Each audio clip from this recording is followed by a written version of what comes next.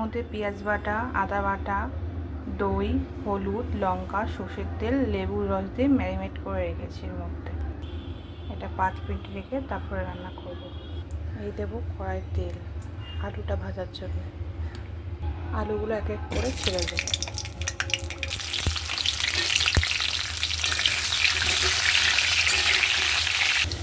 আলুগুলো লাল লাল হয়ে গেছে, এবার এক এক করে আমি তুলে নেব।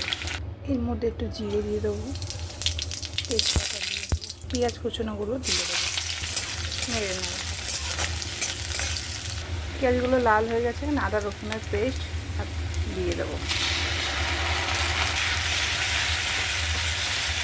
লাল লাল করে ভাজা হলে তারপরে এর মধ্যে টমেটো দেবো। এবার টমেটোগুলো দিয়ে দেবো, হলুদটা দিয়ে দেবো, লঙ্কা গুঁড়ো দিয়ে দেবো, জিরে গুঁড়ো দিয়ে দেবো, একটু নুন দিয়ে দেবো। মশলাটা কষে হয়ে যাওয়ার পর মাংসটা দেবো। লাল লাল করে মশলাটা কষিয়ে নিয়ে তারপর দিতে হবে। মাংসটা দিয়ে দেবো।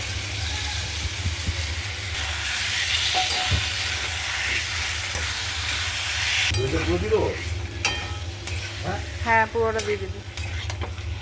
ভাজা আলুটা দিয়ে